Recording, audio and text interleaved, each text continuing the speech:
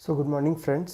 मेरा नाम प्रतीक है और मैं आज आपको जुडिशरी प्रिपरेशंस के प्रीलिम्स पार्ट के बारे में आज आपको कुछ इन्फॉर्मेशन दूंगा जो कि हो सकता है आपके लिए बहुत ज़्यादा हेल्पफुल हो फ्यूचर में। ओके, क्योंकि मैं खुद लॉ स्टूडेंट हूँ और मेरा 6th सेमेस्टर है।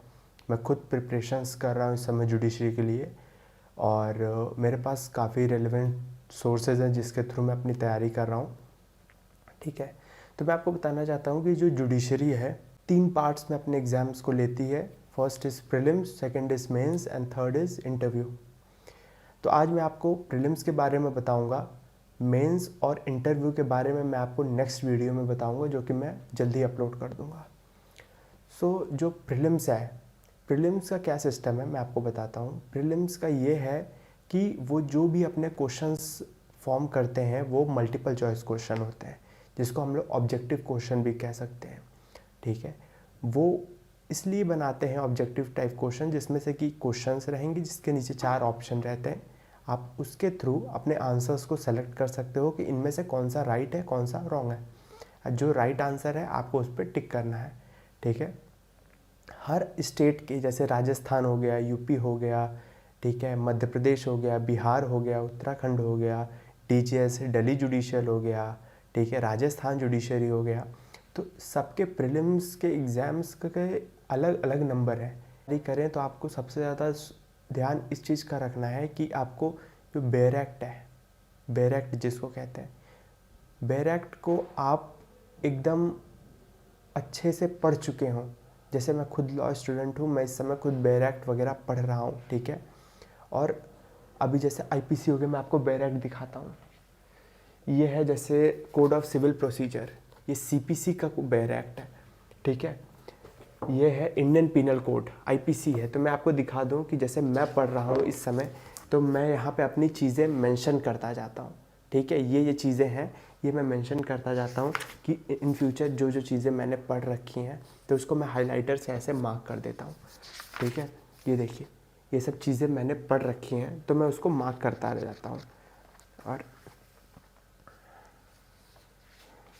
ये देखिए, मैं आपको दिखाना चाहता हूँ, ये मैंने जो जो चीज़ें कंप्लीट कर ली हैं या जो जो चीज़ें मैं पढ़ता रहता हूँ उसको मैं मार्क करता रहता हूँ कि मैं अगली बार उसको पढूं तो मुझे इजी तरीके से रिवाइज हो जाए। ठीक है, ये हो गया। ठीक है, और ये हो गया सीपीसी, आईपीसी, ये हो गया आपके कॉन्स्टिट्यूशन। प्रीलिम्स के लिए सबसे ज़्यादा आपको कोई भी सब्जेक्ट हेल्प करेगा या कोई भी बुक आपको हेल्प करेगी तो वो आपको बेयर एक्ट करेगी। बेयर एक्ट को आप जितने अच्छे तरीके से पढ़ लेंगे आपके लिए उतना अच्छा रहेगा। बेयर एक्ट आपको पढ़ना ही पढ़ना है। ठीक है, ऊपर से आपको बुक्स भी इसकी रेफ़र करनी है। मैं आपको बुक्स भी दिखाता हूँ, बुक्स भी मेरे पास है। ये जैसे इंडियन कॉन्स्टिट्यूशन हो गया, ठीक है, तो इसकी बेयर एक्ट है। इंडियन एविडेंस एक्ट है तो इसकी भी बेयर एक्ट है। ठीक है, एविडेंस एक्ट है। आपको जुडिशरी के प्रिपरेशंस अगर आपको करनी है तो आपको बेयर एक्ट आपके पास हर सब्जेक्ट के जो भी मेजर लॉज हैं, माइनर लॉज हैं, सबके बेयर एक्ट आपके पास होनी ज़रूरी है। बिना बेयर एक्ट के एक तरीके से आपकी अच्छी प्रिपरेशन नहीं हो पाएगी। ठीक है, ट्रांसफ़र ऑफ प्रॉपर्टी एक्ट है। ठीक है, TP act, code of CrPC, code of criminal procedure. ठीक है, क्रिमिनल प्रोसीजर देखिए, ये सब मैंने पढ़ रखे हैं। ठीक है, तो मैं मार्क करता रहता हूँ कि अगली बार जब मुझे रिवीजन करना हो तो आप हेल्पफुल हो जाए मेरे लिए काफ़ी। और ये मैंने अपने लिए एक आईपीसी और इंडियन कॉन्स्टिट्यूशन की चार्ट लिया है जिसको मैं ऐसे अपने वॉल पे प्रिंट कर दूंगा, वॉल पे लगा दूंगा। तो ऐसे मेरा रिवीजन होता रहेगा हर समय। जब भी मैं जैसे आराम भी कर रहा हूँ तो मैंने उसको एक नज़र देख लिया तो सामने रिवाइज होता जाएगा। उसके बाद मेरे पास बुक्स भी हैं, मैं आपको बुक्स दिखाता हूँ। ये कोई प्रमोशनल बुक नहीं है, मैं किसी का प्रमोशन नहीं कर रहा हूँ, ये बुक्स मैं रेफ़र कर रहा हूँ।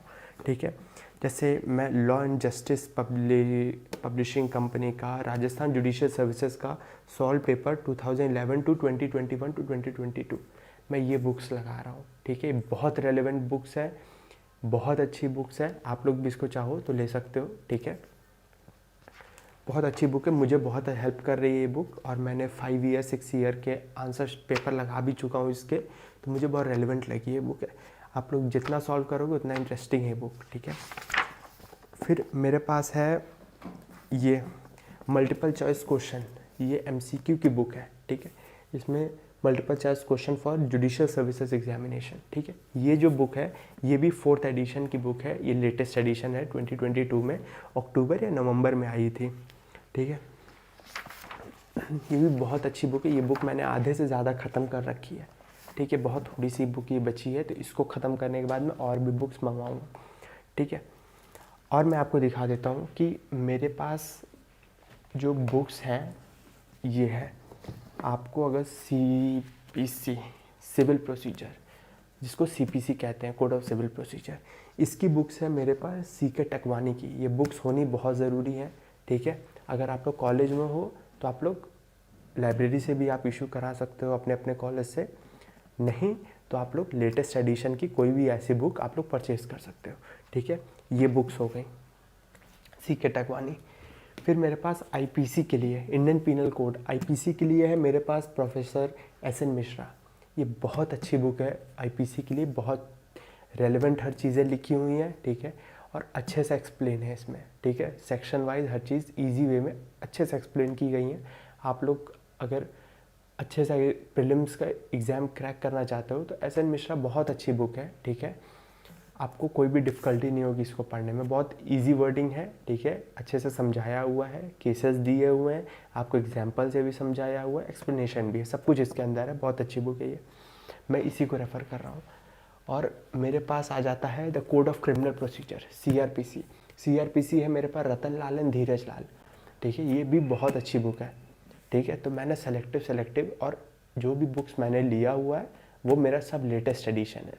लेटेस्ट एडिशन में क्या होता है कि जो भी अमेंडमेंट्स होते हैं, जिसको हम लोग हिंदी में संशोधन कहते हैं, ठीक है, तो वो जो संशोधन है वो लेटेस्ट एडिशन के बुक्स में हमेशा दी रहती हैं, ठीक है। तो आपको क्या होता है कि कोई भी नया अमेंडमेंट हुआ तो ये जो लेटेस्ट एडिशंस की बुक रहती है उनमें ये चीज़ें मेंशन होके आती हैं, तो आपको बहुत एक्स्ट्रा कहीं से ढूंढ के नहीं पढ़ना पड़ेगा। अगर आपके पास लेटेस्ट एडिशन की बुक है आप उसको पढ़ते जाइए, ठीक है। मेरे पास कॉन्ट्रैक्ट की भी बुक है, इंडियन कॉन्ट्रैक्ट की, कॉन्ट्रैक्ट एंड स्पेसिफिक रिलीफ की अवतार सिंह की बुक है, ठीक है। तो मैं उसको रेफ़र कर रहा हूँ, ठीक है। तो देखिए प्रीलिम्स का मेरा क्या मानना है कि प्रीलिम्स में आप जितने अच्छे से बुक्स पढ़ लेंगे, और अगर आप प्रीलिम्स के लिए अच्छे से बुक्स पढ़ रहे हैं तो उसी में आपकी मेंस की भी प्रिपरेशन होती जाएगी। तो मेरा ये मानना है कि जैसे आप प्रीलिम्स की अगर कोई भी तैयारी कर रहे हो, ठीक है, किसी भी एक पर्टिकुलर सब्जेक्ट को आपने उठाया, फॉर एग्जांपल हमने IPC को उठाया, जिसको हम लोग इंडियन पिनल कोड कहते हैं, ठीक है। अगर आपने IPC को उठाया, IPC के लिए अगर आप एक एक सेक्शंस, जैसे सेक्शन 34 है कॉमन इंटेंशन, ठीक है, तो अगर आपने सेक्शन 34 कॉमन इंटेंशन अगर आपने अच्छे से बुक से पढ़ लिया है, बैरेक्ट से पढ़ लिया है, तो आपके वही पर्टिकुलर वही जो सेक्शन है वो आपके प्रीलिम्स के लिए तो रेडी हो ही जाएगा, प्लस वही सेक्शन आपके मेंस के लिए भी रेडी हो जाएगा। तो वो आपके आंसर राइटिंग में बहुत ज़्यादा हेल्प करेगा। फॉर एग्जांपल अब देखिए जैसे हमारा आ गया CRPC, ठीक है। CRPC में कोई भी सेक्शन है, अगर हम लोग जिसको हम लोग CRPC को कोड ऑफ क्रिमिनल प्रोसीजर भी कहते हैं, अगर कोई भी सेक्शन है अगर हम उसको अच्छे से थॉरली पढ़ रहे हैं, ठीक है, तो वही सेक्शन आपका प्रीलिम्स के लिए तो हेल्पफुल हो ही जाएगा, क्योंकि आप उसके हर चीज़ें जो इन्फॉर्मेशन है अंदर की आप उसको रीड कर रहे हो, ठीक है। पर आपको हेल्प करेगा मेंस के लिए भी, जो कि आंसर राइटिंग है। और प्रीलिम्स के बाद मेंस का बहुत ज़्यादा टाइम नहीं मिलता आपको प्रिपरेशन करने का, तो इसी के समय के दौरान ही आपको प्रीलिम्स की भी तैयारी करनी पड़ेगी और प्लस मेंस की भी आंसर राइटिंग की तैयारी करनी पड़ेगी, ठीक है। और आपको बताता हूँ प्रीलिम्स में आप क्वेश्चंस जो हैं वो सब कुछ आपके बैरेक्ट में से ही आते हैं, बुक्स में से ही आते हैं, ठीक है। आपके जो रेफर्ड मटेरियल है उसमें से ही आते हैं। मालूम है कि ये कंसेप्ट मेरा पढ़ा हुआ है। जब आपने एक पर्टिकुलर कंसेप्ट को एकदम थॉरली पढ़ लिया है तो आपको उसका आंसर देने में कोई भी प्रॉब्लम नहीं आएगी, ठीक है। ये हो गया हमारे प्रीलिम्स के बारे में, ठीक है। और मैं आपको एक चीज़ और बता दूं कि लॉ एक ऐसा सब्जेक्ट है जिसको आप हमेशा पढ़ते जाइए, जितना आप उसको पढ़ते जाएंगे उतना आपको इंटरेस्टिंग लगता जाएगा। लेकिन अगर आपने कोई भी एक पर्टिकुलर सेक्शन पढ़ा और अगर आपने उसको कुछ दिन छोड़ दिया तो ये बहुत ज़्यादा हार्ड हो जाएगा आपके लिए, फिर अगर आप उसको रिवाइज़ करोगे तो आपको समझ में नहीं आएगा, ठीक है। इसलिए कोई भी आप सेक्शन पढ़ रहे हो, अगर आपने आईपीसी पढ़ रखा है पूरा, और अगर आप सीआरपीसी साथ में पढ़ रहे हो आईपीसी के साथ में, तो आईपीसी और सीआरपीसी को आपको एकदम कोरिलेट करके पढ़ना पड़ेगा। जैसे मैं भी हूँ, मैं आईपीसी पढ़ता हूँ, ठीक है। मैं भी स्टूडेंट हूँ, अभी 6th सेमेस्टर का हूँ, ठीक है। मैं भी आईपीसी अभी पढ़ता हूँ, तो मैं उसको सीआरपीसी के साथ में लिंक करके पढ़ने की कोशिश कर रहा हूँ। इससे क्या होगा, मेरा आईपीसी के साथ में मेरा सीआरपीसी अच्छे से पढ़ने आ जाएगा मुझे, और मुझे ये भी आ जाएगा कि ये एक दूसरे सेक्शन से कैसे लिंक करता है, ठीक है। आपको ये चीज़ें जानना बहुत ज़्यादा ज़रूरी है। मैं आपको बताऊं, मैं Rajasthan judiciary, Uttarakhand judiciary, UP judiciary और दिल्ली जुडिशरी, इन 4 स्टेट की मेरी प्रिपरेशन चल रही है, ठीक है। और मैं इन्हीं 4 स्टेट को टारगेट कर रहा हूँ, ठीक है। मैं इन 4 स्टेट को टारगेट करके चल रहा हूँ। आपको जो स्टेट आपको अच्छा लगता हो, कि जिस स्टेट का आप लोग ईजिली क्रैक कर सकते हो, या जो स्टेट का आपको लगता है कि नहीं इस स्टेट का मैं क्रैक कर लूँगा, तो आप लोग इस स्टेट के लिए जाओ, ठीक है। और बहुत ज़्यादा हेल्पफुल रहेगी आपके लिए ये चीज़, ठीक है।